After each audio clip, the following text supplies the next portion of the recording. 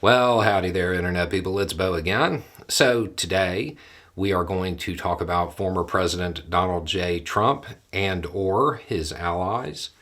We're going to talk about announcements. We're going to talk about some notifications that went out. And we're going to talk about a timetable. Because officials in Georgia have indicated that they have settled on a timetable for future announcements concerning any potential proceedings against the former president and/or his allies. So what does all this mean? The prosecutor there, Willis, she has a list. The expectation is that allegations will range from election interference to the stuff dealing with the fake electors. Many believe it may have morphed into a larger conspiracy type charge of a certain variety. And notifications went out to law enforcement in the area. And they basically say, hey, between July 11th and September 1st, be ready. So, what this tells us is that there is a high likelihood that between now and the beginning of July, we're not going to hear much else. It looks like they're in that phase now where there probably won't be much trickling out to the press. There'll be little bits and pieces here and there, but not a lot.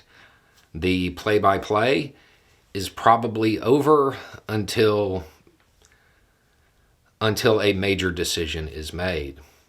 The anticipation is that somewhere during this period from the beginning of July to the beginning of September, that at least some of Trump's allies will be indicted.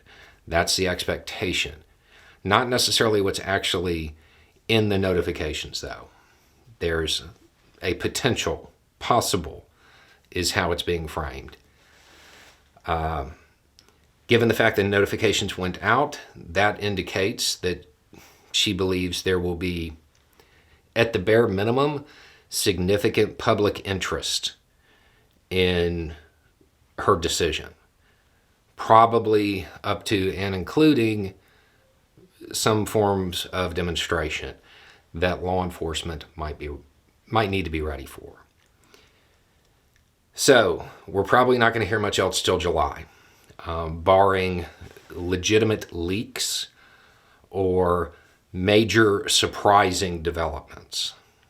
At this point, it looks like they are moving towards charging. Given the wide time frame, I'm not really sure what that's about, but we're kind of closing in on the final stages of the Georgia case. Again, state level. There's still the federal case and the New York cases, and then the other federal case in Florida. There's still a lot going on, but for the Georgia case, it's relatively safe to assume we're not going to hear much else until the summer. Anyway, it's just a thought. Y'all have a good day.